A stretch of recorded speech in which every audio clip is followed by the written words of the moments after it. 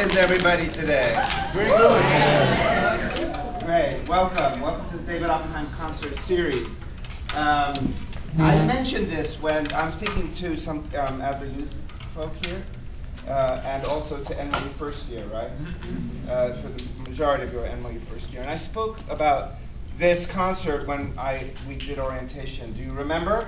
Yeah. And so I've been thinking a lot about that, because I remember I also spoke a lot about my son, right? And rites of passage. Aren't you concerned that you're sitting there wondering, how is this guy's son doing?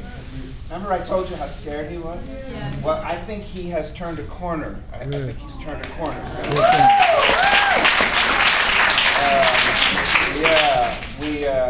We consulted with our board chair's wife, who is a psychoanalyst, and she advised that we draw a map.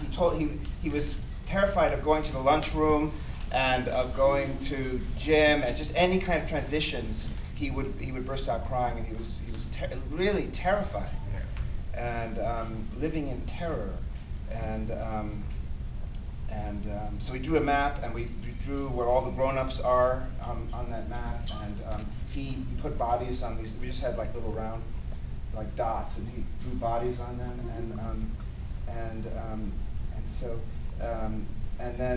but then that morning he burst out crying when we got there and said, "I'm afraid I may never see you again." But went in. I mean, they kind of drag him in. It's really scary.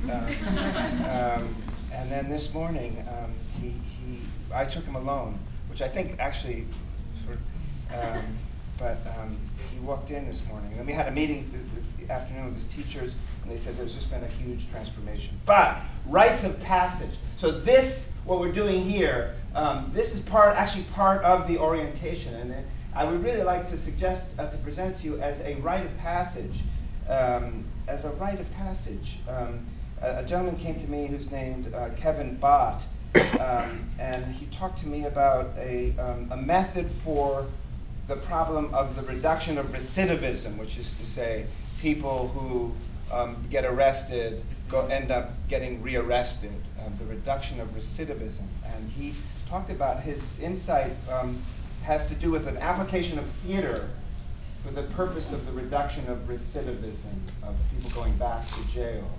And what he figured out was that when you get arrested and then you go up in front of the judge and you get put in jail, put in prison, that's like a rite of passage. And that there's no rite of passage going the opposite direction. And so he has utilized theater techniques for people in that situation to create their own rite of passage. And I began reading about rites of passage, and I really feel that it's so useful for actors. And one of the books I've been reading, I just want to read you a little bit of a lengthy quote. May I do that? Sure. Yeah. It's a way to bring Fred into your life. So the writer the name is something like Mircea Eliade, and the book is called Rites and Symbols. And the quote is actually from the foreword of that book. But listen to it and see if you don't recognize some of what Gabriel, my son, went through, and maybe some of what you're feeling. And think about it as you go through your training, because I think there's a lot of walls you hit and that you have to re-emerge from. So Eliade writes that it is only in initiation that death is given a positive value. More than an empty tomb, death becomes also the womb of change. In dreams and dramas of initiation, death represents change for the entire psyche and life of a person. It means change inside and out, not a simple adaptation or switch in lifestyle. You with me? Mm-hmm. Yes. Initiation includes death and rebirth, a radical altering of a person's mode of being, a shattering and shaking all the way down to the ground of the soul. The initiate becomes as another person, more fully in life, emotionally, and more spiritually aware. loss of identity and even feeling betrayal of one's self are essential to rites of passage. In that sense, every initiation causes a funeral and a birth, a mourning appropriate to death, and a joyous celebration of life, of full life. A joyous celebration for the restoration of a full life. Without conscious rituals of loss and renewal, individuals and societies lose the capacity to experience the sorrows and joy that are essential for feeling fully human. Without them, life flattens out and meaning drains from both living and dying. Soon there is a death of meaning and an increase in meaningless deaths. And to me, that's what the theater is for. That's what, and the arts are for. And what I hear the mission of the studio talking about full life, growth as an actor and growth as a human being synonymous.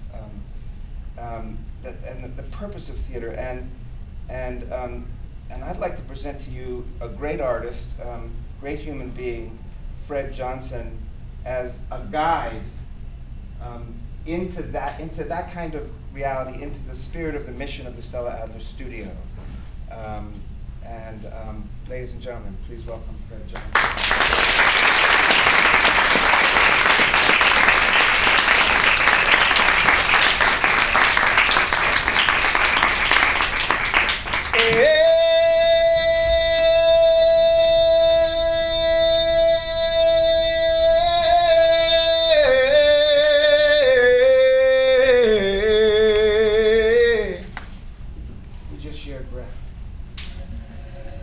That's what this is all about. Welcome to Stella Adler. Welcome to a journey that will change and transform your life. So we'll take a journey this evening to explore some possibilities, starting outside and moving inside. This rite of passage that Tom was just talking about, it's a journey to understand fully that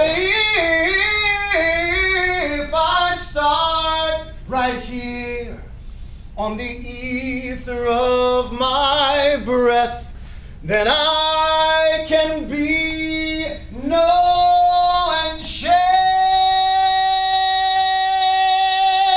the fullness of life from the inside out.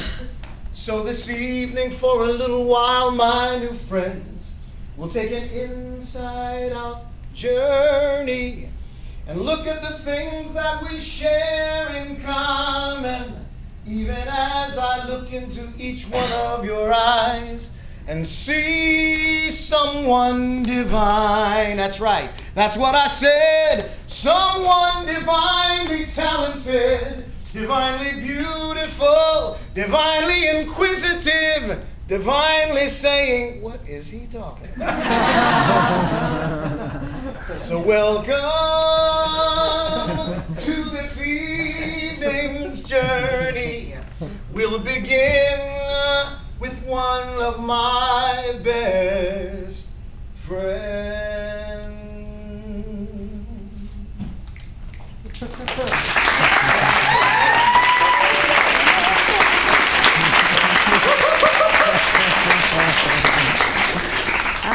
My name is Basil, and I wrote a poem for all of you. I'd like to read it right now. I ponder this night to welcome you here, be you straight, non-binary, questioning, or queer. The link for you all, I suspect it to be to build skills and confidence to be more and more free. Freedom, I say, in what way? To play? Freedom to play? Play what? Play how? And with what purpose in mind? Well, you're engaged this week on a journey to find connections that sprout through heart, body, and mind, voice and speech, improvisation, character, and more. And I know you're aware world-class training in store, as well as our duty when approaching a role, to be open to the existence of that thing called soul. I like my writing. But what about the mask? I'd like to ask. Using an accent or costume or very different gait. Yet cosmetics must include that which has weight, not to comment or judge on the character that is you, and with work and focus to let life burst through. Mixing the flesh and the spirit while making a choice. Even with the simple act of changing your voice. Voice, voice, voice, voice, voice.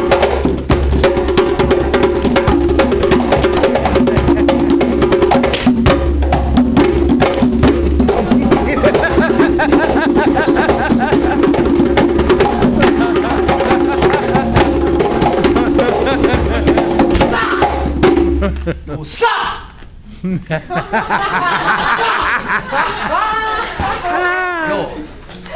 say that my name's Raphael. No, this was not me. No, this was not me. I had a lot of problems as a child. I had a lot of arguments and, fighting and shit, and I was incarcerated. And I had a lot of problems over there, fighting, but with myself too, like a lot. And they were doing this acting shit like in a prison at Rikers, and I don't want to do that shit. I wasn't interested, but a friend of mine went, so I went, and it was displaced, And I was sitting there like, and this lady was like. She was crazy, and she was doing all this like weird shit, moving around like crazy shit. And then, I don't know, at one point she was like, yo, the actor got an instrument, but it's not the piano or the drum, and it's you. And when she said that, I don't know, it like freaked me out, because I was like, what? Talking about me. And then she started saying all this other shit like to be an actor you gotta be like Gandhi. because you gotta like, you can't just comment and shit about what you're playing. You gotta be it. Even if you play something really fucked up, and I started feeling like that place, like that room. Like that room was my heart. And that lady was my mother or something. I didn't know. She wasn't my mother. She was pretty though, but but yo, that shit changed my life. And this motherfucker, he changed my life too. And it's corny to say that shit, but it was like, it's like what they say, like, it's like I found my voice. It's like I found my voice. It's like I found my voice. It's like I found something deep inside of me. Mr. David Devlin, ladies. Yeah.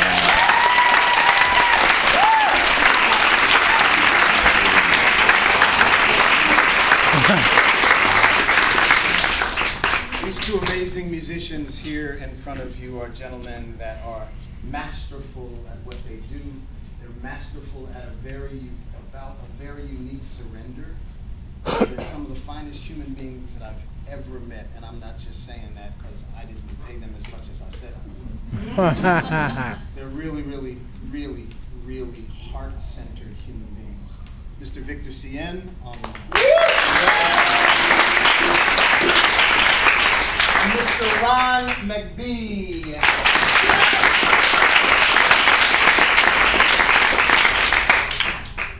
So we ask everybody to sit up real straight. This is where the journey begins. Ready? Breathe in. Breathe out. Breathe in. Breathe out. Now I notice that many of you are doing this. Open your mouth. Feel that inhalation. Let that exhalation really move into the space. Breathe in. Breathe out. Don't be afraid to open your mouth. Breathe in. Breathe out. That's what I'm talking about. I had a great teacher. His name was Baba Kwame Ishangi. He asked me the question. He said, when you breathe, where do you breathe from? And so I ask you that question. When you breathe, where do you breathe from?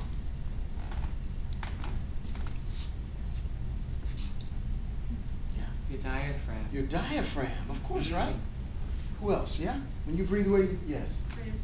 From your ribs. Very good. I said the exact same thing. I was boldly, because, you know, I had had years of training. I said, Baba, I breathe from my diaphragm. And Baba Ishangi said something to me that changed my life. And I hope that as you begin this journey, it'll help to change your life. What Baba Ishangi said to me is, he said, Fred, when I breathe from the edge of the universe. Oh, wow. And everything between the edge of the universe and me become one. When I breathe that in, I breathe in the fullness of all possibility. It nurtures me from the inside out, and it gives me the courage to give that breath back. The one thing that we share in common is breath. Spirit. The word spirit comes from the Latin word spiritus, which means breath. So when we step onto that stage, when we walk into that class, we take that unified breath and we get to individually understand it. And where does that breath come into? It comes into the inside. So this is a journey on the inside, from the inside out. Make sense? Yes. Okay? So say, I breathe. I breathe From the edge of the universe. from the edge of the universe. Say, I breathe. I breathe From the edge of the universe. from the edge of the universe. I breathe from the edge of the universe. I breathe, breathing in, breathing out. I breathe from the edge of the universe. Now, so do you. Call and respond.